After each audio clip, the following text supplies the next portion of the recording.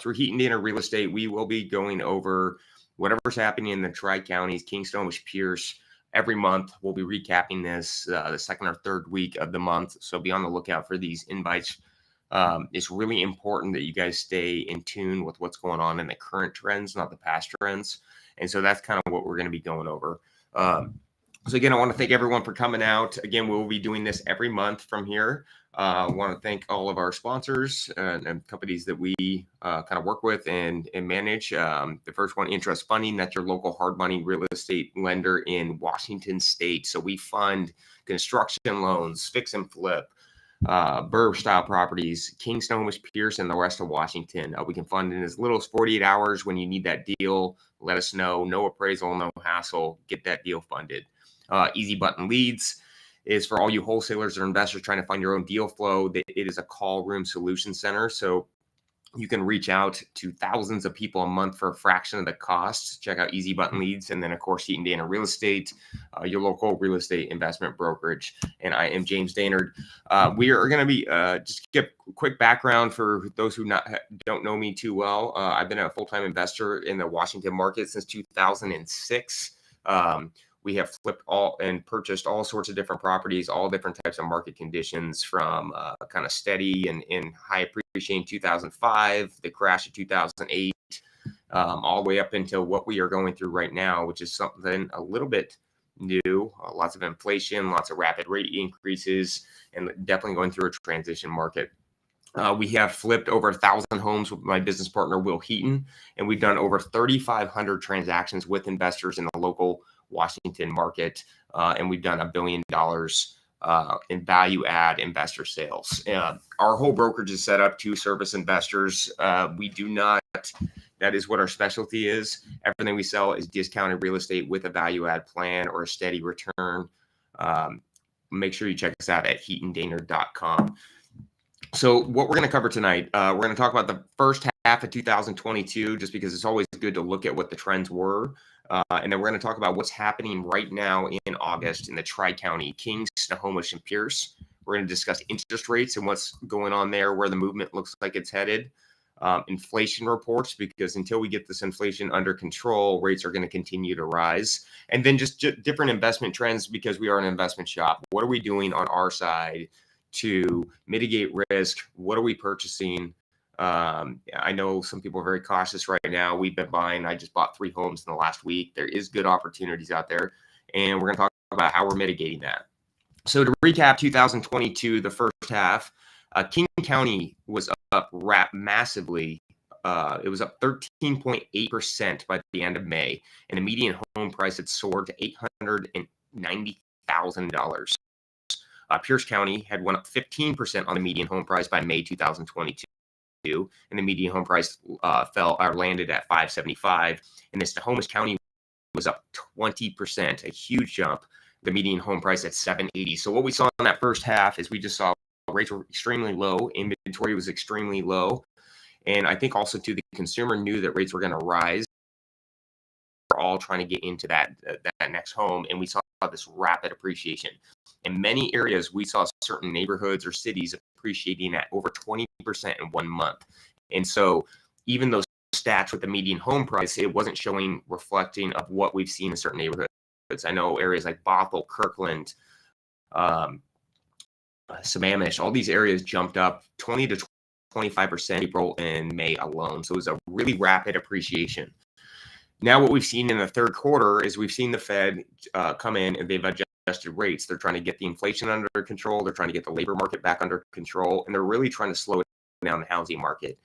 And we've seen a rapid increase in rates that we'll talk about in just a minute. And then what we've seen in August is now the median home price has fell to $815,000 in King County, which is nearly a 10% drop off of May. And so that's where we're kind of seeing this pullback right now. It is still up 5% year over year. So we still have seen growth in King County. We just have seen this pullback from what that hot spring market was.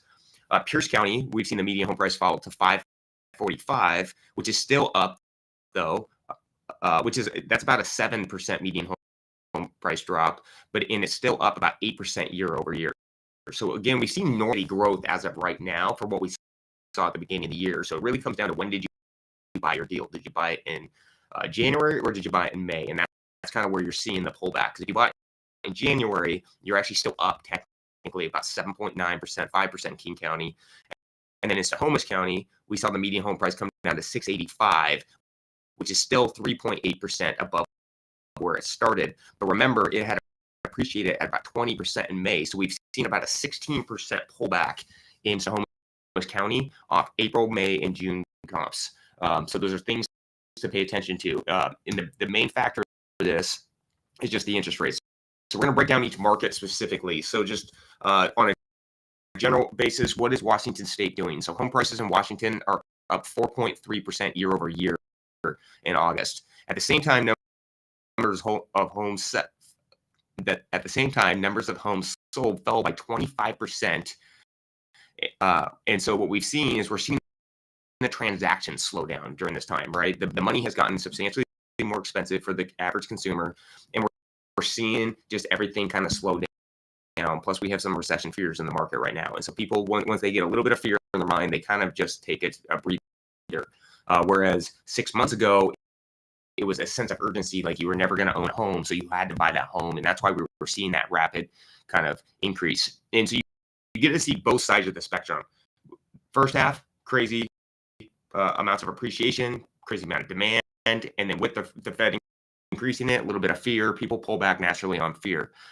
Median home price dropped from 650 to about 600 in the since the beginning of May, and so what we've seen is roughly it's about a 8 to 9% median home drive pullback off of May. Days on markets increased by 33%, up to 20 days is now the average in Washington. And the amount of supply has increased by about 17%. And 30% of all homes sold in Washington were sold below list. And so what we're seeing is people are still buying, but they have to buy at a certain price because it's just not affordable right now. King County, what we've seen in the trends is inventory has increased by 150%, which seems like a massive number, but at the end of the day, that's a number that was built off of, or is based off of, a very low supply. There was less than 2 weeks of inventory in the market back in April. And so we've seen this rapid increase, but it's still a market technically for sellers. So like by definition, typically, if you're below 4 to 5 months of supply, you're still going to see appreciation. You're still going to see a healthy seller's market. Right now, because there's fear and there's a transition and the money and is kind of floating on cost, it's just slowing things down. But right now, we're still about 2.5 months away from of supply to where we actually would see a decrease or devalue in technically in values. Numbers of sales decreased, and this is what I'm talking about. The movement has slowed down. Sales are down 30.5% year over year. Days on market are up 100% in the last 12 weeks, from 17 days to 22 days. And so in King County, when we were selling our inventory, we were selling them the first half of the year in about an average of 7 to 8 days through Heaton Dainard. So we've seen this kind of a big increase. So if your property took 5 to 6 days and now we're at 20, that's a 75% longer. So if your property was taking 2 weeks, that can take up to 6 to 7 weeks to sell at that point.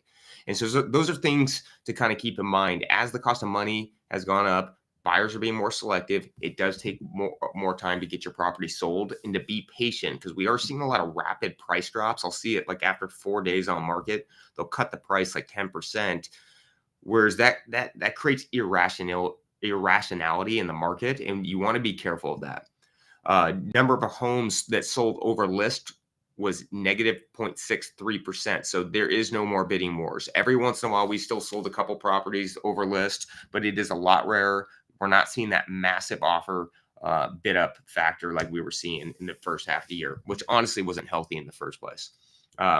Pierce County inventory is up 87%. So again, it's very similar to King County. The supply is about 2.5 months right now in the market. Again, it's still a healthy amount, but because we're going through this transition, we got to see where it ends at that point. Still low inventory, but it is on the rise. Numbers of sales decreased again by 29.5. So as you can see, it's very consistent between King and Pierce County on numbers of sales, inventory increases, and it just comes down to cost of money. Days on market increased 150% in the past 12 weeks. And then percentage over list was at 3.8%. So again, negative 3.8%. So we're not seeing that bid up factor. Right now, when you're pricing homes, you really want to price them at what they're worth. You don't want to go too high because it gets stale, and you don't want to go too low thinking you're going to get a bid up, because what is going on is there's just not enough bodies in the market. And so things are just not popping up that way. Snohomish County inventory has increased 128% from April to August. Numbers of homes sale decreased again is at 32.4% year over year. And so what that's saying is, again, it's very consistent. The number of sales, King, Snohomish, and Pierce, are very consistently steady. They're all down about 30%. And so about 30% of the buyers are sitting out on the sidelines right now to purchase, just because of the cost of money. And then days on market are up 233% in the past 12 weeks, from 18 days to 29. And you guys, typically Snohomish County does sell a little bit slower in general. Like, since I've been I've worked in Snohomish County since 2006. It's always been a little bit more of a slower market because it's just a different type of product. A lot of times you're getting homes on acreage. They're a little bit further out. Snohomish County is very large in general. So there's a lot more rural property, and rural property typically always takes a little bit longer to sell. So that's kind of why that stat's a little bit off right there. And then for properties with multiple offers was down 6.1%. So again, it's just not moving the way it used to move. And the median home price, as you can see, has dipped down quite a bit. In this graph, you can see it went from an $800,000 median home price down to just under $700,000. So we've seen a big drop and a pullback in Snohomish County, which again is that's pretty typical for Snohomish County in the different transitioning markets that we've been in. I've always seen kind of the same trend. So it does take a little bit longer. And as you're working on projects, guys, and we'll talk about this in a second, the further you are out from those core metro areas, typically it's going to take longer to sell. And so those are things to think about as you're looking at buying that next deal or buying your next property, or even if you're just selling your home up in Snohomish County, it's going to take a little bit longer right now. So to recap our listings, because our brokerage specializes in selling new construction product, fixed up renovated homes, or investment properties. Our investment properties are still moving fairly quickly because we have good margins on the deals. But as of right now with our showings, and it's very consistent across all three markets, and so this is really showing the impact of rates, it's a very consistent data point. If rates increase the way they did, and then we saw King County still ripping through in the Snohomish and Pierce, that would tell me that the trend is the money's still in Seattle and the rates are less impactful. But what we've seen is a consistent drop across the board in all three counties. So our average showings on all of our listings, that right now we have about 60 listings. Out of the 60, we're about 55 to 60% pending on those. So we are moving the product. We are getting things sold. We're doing that by aggressively talking to people, working on creative solutions on getting offers in the door.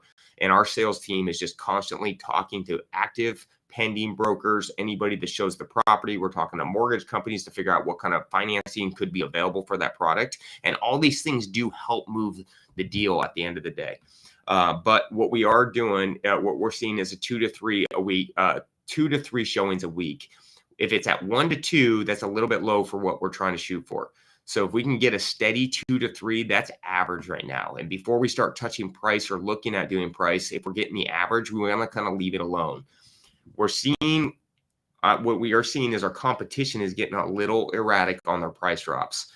They may be getting 2 to 3 showings a week, and they're concerned because it's not what they were used to seeing 6 months ago.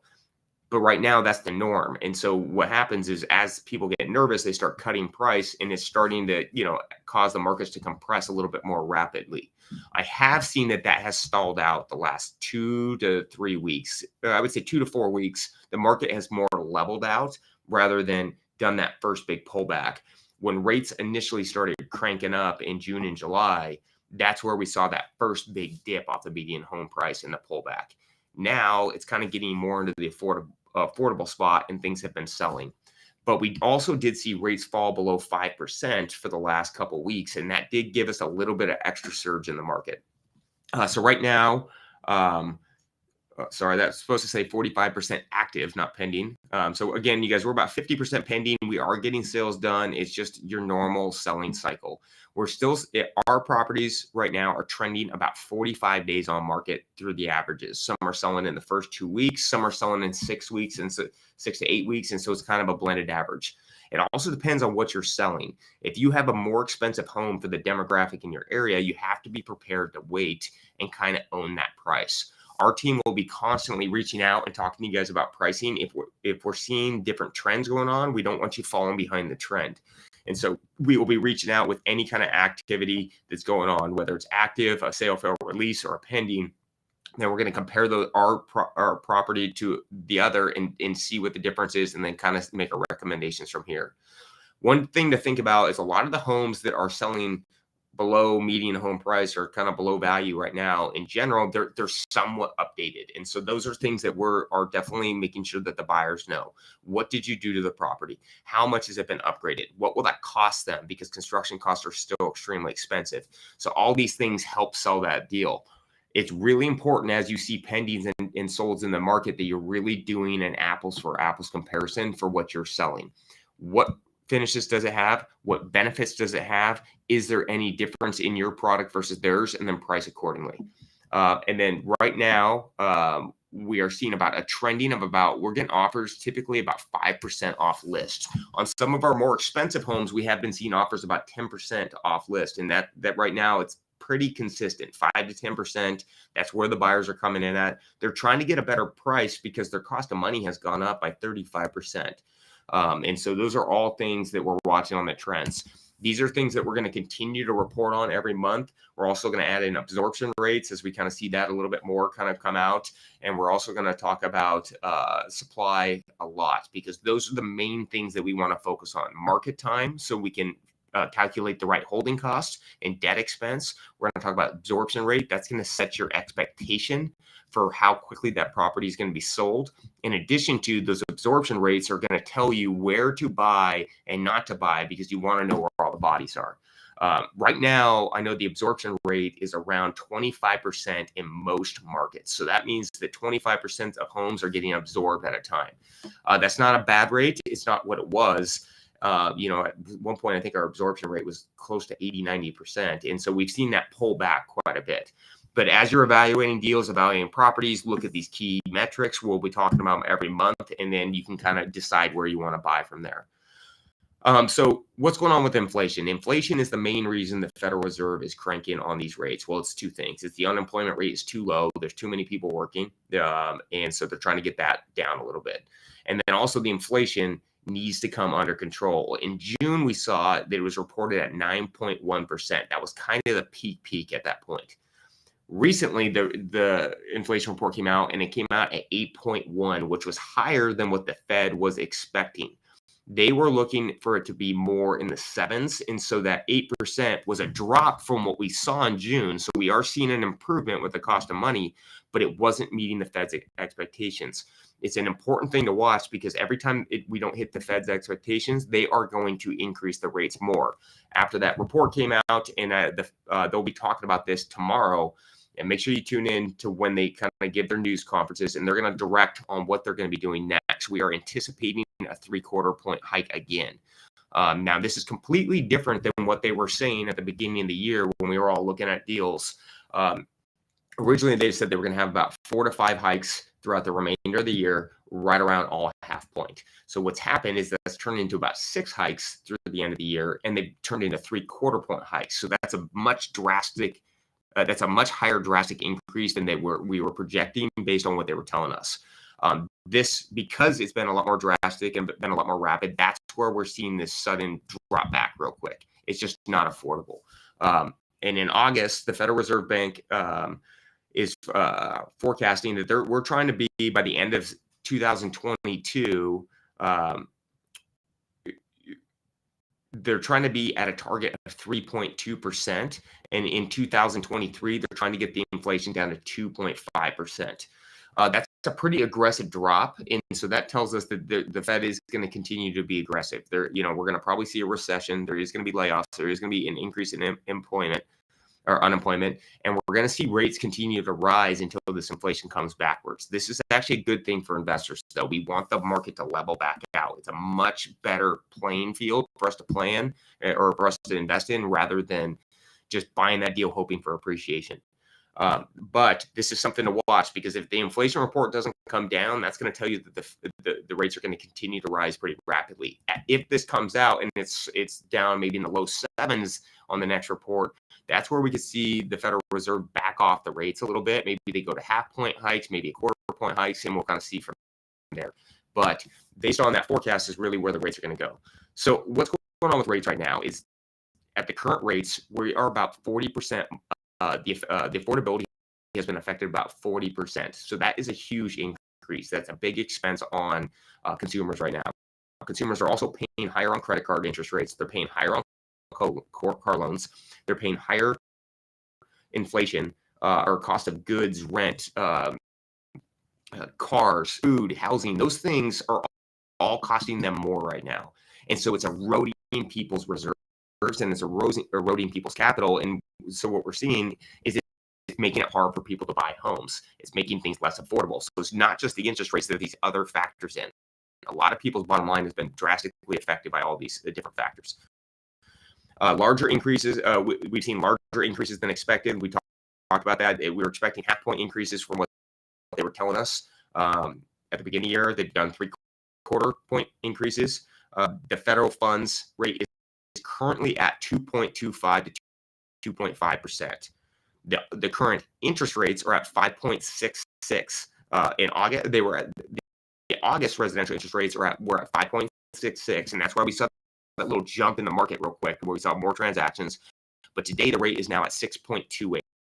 Now there's different products out there that you can work with to kind of get your rate down. You can do an ARM, you can do a 15-year ARM. In interest only, there's different products out there. You want to talk to your mortgage professionals to get lined up with the best type of money.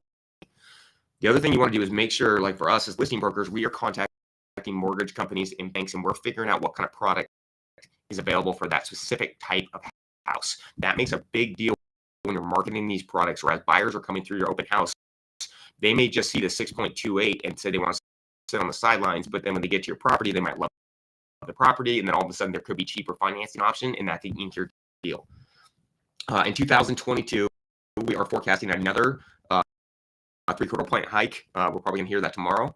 We're going to see what the Fed is predicting is a 4 points by the end of 2023. So if they are currently at 2.5, that's a 1.5 higher than we're at today, which does mean by the end of 2022 or 2023, we can definitely see rates at the 7.5% range, which is higher than it was, or about the same rate that it was in 2008. It is not the same thing and the same impact with rates, because back in 2008, when we went through that big, a big drop, it wasn't just the rate that was causing the issue. It was also the lack of lending products. Banks were in kind of hot water, so they really weren't lending as aggressively or lending at all, and the capital was hard to get a hold of. So you can still go get your loan. You still got to do full doc. You still got to get pre-qualified, but they are funding a lot more than they were back in 2008. But the rate is of the same pricing. So how does that affect affordability? Why are things slow? So just to put this on display is on $1 million loan back in the beginning of the year, in January, it was 3.25%. That's a $4,350 payment. Now, today, if we're at 6%, the payment is $6,000. So that is a $1,700 increase on that mortgage payment for the same price. That's where we're seeing the slowdown. People just can't afford it. Peak pricing was already making things not affordable. Now the cost of money has just rapidly done so. If you really think about it, people buying homes today are still spending about 20% more on their mortgage, even with the reduced property values. So things are costing more. Single family properties 1 to 4, small SFR on $1 million purchase, the rate was 4.25. So your 2 to 4 unit burst style multifamilies, the payment was $5,000 a month. Now it's at a rate of just above 7, which puts it a payment of $6,650. That's a $1,600 hit against your cash flow. And so those things are all slowing things down. That rate increase has created some opportunity in the small multifamily sector, though. So what can you expect as a seller, an investor, or anybody dispoing out a property right now? You just expect longer market times. It is okay if your house doesn't sell in the first week. People are taking their time. They're making the right decision. They want to buy the home that they could be in for a long time. It will take longer. You want to adjust your performance up. Watch out for the irrational price drops. There is sellers in the market that want to move their house. They've decided they want to get out of here. They get a little bit FOMO. They want to get that house racked and sold. So that's where you're seeing these irrational price drops, big price drops that are more than they should be expected, and honestly more than they should be doing at the time. Buyers are very selective right now. You want to make sure that your house is presentable, where your broker's constantly reaching out to them, getting contact, and just it's okay if they come to view your property 2 to 3 times. They're really trying to figure out where they want to live. And just know that showings have reduced across the board. Every broker we've talked to, every different type of buyers brokers we've talked to, showings are down 90% in the past 90 days. So it is to be expected that you're going to get 2 to 3 showings a week. If you're getting below that, then you could have a little bit of issues, and we might want to look at pricing. So what's our current strategy for right now on buying acquisitions? And you guys, there is good buys out there. I just bought 3 homes last week. For pricing I haven't seen before. Yes, it's a little bit risky, but as long as the margin's there, we are buying. Underwriting, increased hold times on expenses. So when we're looking at deals, we're adding an extra month into our underwriting, extra month of debt cost. You're going to sit on market for at least another 30 to 45 days longer than we were seeing at the beginning of the year. So we just added that into the pro forma. We're putting construction contingencies on all budgets. Even though we are seeing construction costs start to slowly come down. I'm also getting a lot of trades reaching out to us looking for work. As the market slows, so will construction, and those costs actually should be driven down. You should be able to pick up some money in the next 6 months in those costs.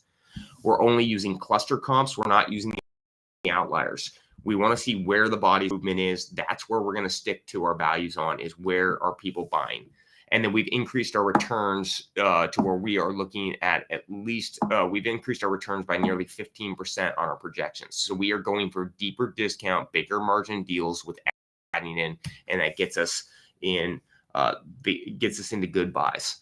So we're going to wrap up the presentation. Now we're going to open it up for questions and answers. The whole point of this, guys, is we just want to give you guys a quick market snapshot. We're going to do this once a month, every 30. We're going to do a 30 minutes review and then 30 minutes of questions.